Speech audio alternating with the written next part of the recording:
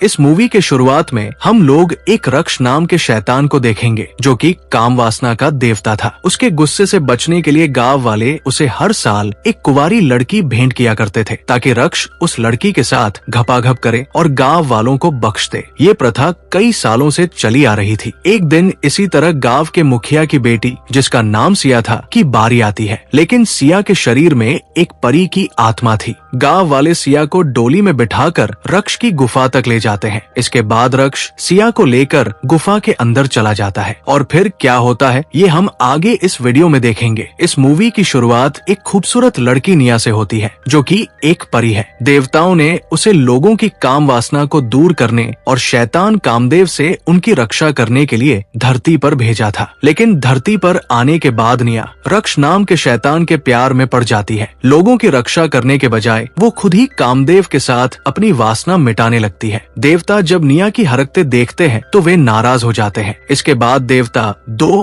और परियों को निया को मारने के लिए धरती पर भेजते हैं। उनका मानना था कि एक शैतान और एक परी का मिलन सभी के लिए खतरा बन सकता है। जब दोनों परियां निया के पास पहुंचती है तो वे अपनी शक्तियों का इस्तेमाल करके निया की आत्मा को निकालकर उसके शरीर को जला देती है। निया की मौत को देखकर रक्ष बहुत गुस्सा हो जाता है। वो आपा खो बैठता है और गुस्से में आकर एक परी को मार डालता है। अपनी साथी परी की मौत देखकर दूसरी परी जान बचाकर पास के गांव में भाग जाती है। उधर गांव के मुखिया की पत्नी उसी वक्त एक बेटी को जन्म देती है। परी के पास इतना समय नहीं था कि वो निया की आत्मा को देवताओं के पास ले जा सके, इसलिए वो निया की आत्मा को उस बच्ची में डाल देती है। यानी अब मुखिया की बेटी के शरीर में निया की आत्मा आ चुकी थी। उधर प्रेमिका की मौत के बाद रक्ष आपे से बाहर हो चुका था। उसके गुस्से से पूरे गांव के लोगों की काम वासना जाग चुकी थी। रक्ष के गुस्से को शांत करने के लिए गांव वालों ने उसे एक कुंवारी लड़की भेंट करने का फैसला किया। इसके बाद ये हर साल की प्रथा बन गई।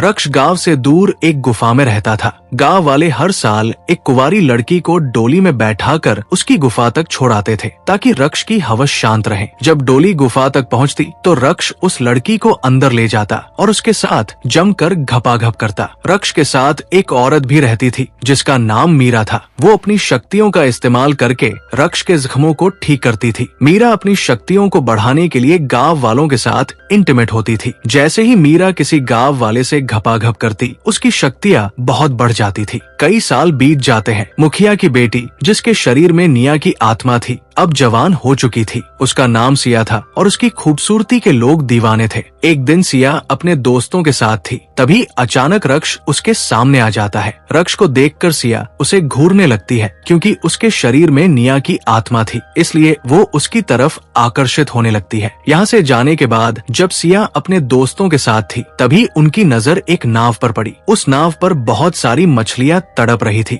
सिया नाव के पास जाकर उन मछलियों को पानी में छोड़ देती है, लेकिन तभी पानी से एक जवान लड़का बाहर आता है। उस लड़के को अचानक देखकर सिया डर जाती है और अपने दोस्तों के साथ वहाँ से भाग जाती है। उस लड़के का नाम वीर था और वो अपनी बहन के साथ वहाँ मछलियाँ पकड़ने आया था। इधर गांव वाले ये फैसला कर रहे थे कि इस साल किस लड़की को रक्ष को भेंट किया जाए। ये चुनाव वे लॉटरी के जरिए करते थे। इस बार लॉटरी में सिया का नाम निकला। सिया का नाम सुनकर उसकी माँ रोने लगी। वहीं हम देखते हैं कि सिया एक लोहार के पास आती है और अपने चाकू को तेज करवाती है। तभी वहाँ वीर भी आता है और उससे बात करने की कोशिश करता है, लेकिन सिया उसकी बातों का जवाब नहीं देती क्योंकि वो रक्ष के पास जाने वाली थी और इसलिए बहुत डरी हुई थी। इसके बाद वो अपना चाकू लेकर वहाँ से चली जाती है। रात होते ही गांव वाले सिया को डोली में बिठाकर रक्ष की गुफा की ओर ले जाते हैं। डोली उठाने वालों में वीर भी शामिल था, लेकिन वो नहीं जानता था कि अंदर सिया बैठी है। रास्ते में जाते समय सिया का चाकू गिर जाता है। वीर उस चाकू को उठाता है और ये समझ जाता है कि अंदर सिया है। सिया को देखकर वीर बहुत दुखी होता है क्योंकि अब वो सिया को पसंद करने लगा था। इसके बाद सब लोग सिया को लेकर रक्ष की गुफा तक पहुंच जाते हैं और सभी लोग वहां से भाग जाते हैं। घर आने के बाद वीर सिया के बारे में ही सोच रहा था। वहीं दूसरी ओर हम लोग रक्ष को देखते हैं। वो काफी गुस्से में होता है, लेकिन सिया को देखते ही उसका गुस्सा शांत हो जाता है क्योंकि उसे सिया में निया दिखाई दे रही थी। रक्ष को देखकर सिया भी अपना चाकू नीचे फेंक देती है। इसके बाद सिया रक्ष के पास जाती है। जब रक्ष सिया को गुफा के अंदर ले जाने लगता है तभी वीर वहां पहुंचकर उस पर हमला कर देता है और सिया को अपने साथ गांव में वापस ले आता है। वीर की बहादुरी देखकर गांव वाले बहुत खुश होते हैं और सभी लोग जश्न मनाने लगते हैं। सिया भी वीर की बहादुरी देखकर उसकी तरफ आकर्षित हो जाती है। इधर हम लोग गुफा में रक्ष को देखते हैं, जिसका इलाज मीरा कर रही होती है, क्योंकि वीर के वार से रक्ष काफी जख्मी हो चुका था। रक्ष यहाँ मीरा से कहता है, आज वाली लड़की मुझे निया जैसी लगी थी, जिस पर मीरा उसे समझाते हुए कहती है, निया जलकर मर गई थी। इसके बाद मीरा रक्ष से कहती है, मेरी शक्तियाँ तुम्हारा इलाज करने के लिए काफी नहीं है, इसलिए मुझे गांव में जाकर लोगों के साथ घपाघप करना होगा। इधर वीर अपनी बहन और सिया के साथ मछलियाँ पकड़ने के लिए आता है। तभी उन्हें पानी में मीरा मिलती है। वो लोग मीरा का इलाज करने के लिए उसे अपने साथ घर ले आते हैं। उसी रात मीरा वीर के बड़े भाई के साथ इंटीमेट होती है। सारी रात संभोग करने के कारण उसकी शक्तियाँ बहुत बढ़ जाती है। अगले दिन मीरा सिया और वीर की बहन के साथ मछलियाँ पकड़ने के लिए जाती है। मछली पकड़ने के दौरान वो सिया का बर्थमार्क देखती है और समझ जाती है कि इस लड़की के अंदर निया की आत्मा है। इसके बाद वो सिया को एक हेयर बैंड देती है और रक्ष के पास वापस आ जाती है। वापस आकर मीरा रक्ष से कहती है, आज मैं उस लड़की से मिली थी जिससे कल तुमने मुलाकात की थी। उस लड़की का नाम सिया है और उसके अंदर निया की आत्मा है। वो रक्ष से आगे ये भी कहती है, अगर वीर और सिया इंटीमेट हो गए तो तुम पूरी तरह से खत्म हो जाओगे। रक्ष ये सुनकर बहुत गुस्से में आ जाता है और उसी रात गांव पर हमला कर देता है। रक्ष के गुस्से के कारण पूरे गांव में काम वासना जाग जाती है। वहीं दूसरी ओर हम लोग वीर को देखते हैं। वो अपनी बहन और सिया को लेकर गांव से दूर चला जाता है और एक साधु के पास पहुंचता है। सिया को देखकर साधु उससे कहता है, तुम रक्ष को मार सकती हो, लेकिन इसके लिए तुम्हें और ताकतवर बनना होगा, और ताकतवर बनने के लिए तुम्हें किसी कुंवारे लड़के के साथ संबंध बनाने होंगे।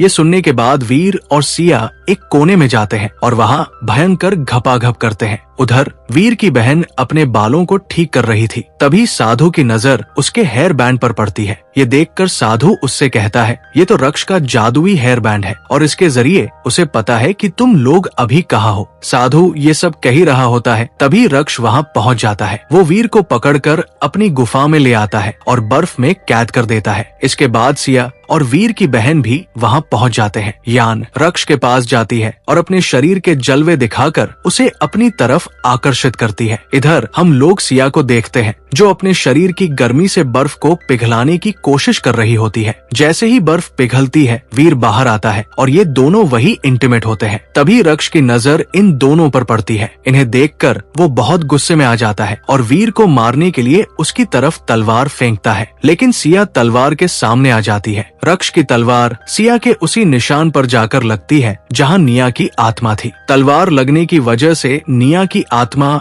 वहां से निकल जाती है। निया को अपने सामने देखकर रक्ष बहुत खुश होता है और उसे लेकर वहां से गायब हो जाता है और यहीं पर ये मूवी खत्म हो जाती है। ऐसी ही मूवीज के लिए आप हमें टेलीग्राम और इंस्टाग्राम पर फॉलो कर सकते हैं, जिसका लिंक डिस्क्रिप्शन में दिया हुआ है। और मूवी अच्छी लगी हो तो एक लाइक जरूर कर देना और ऐसे ही मूवीज के लिए हमारे चैनल को जरूर सब्सक्राइब कर लेना। तो मिलते हैं हमारे नए वीडियो में।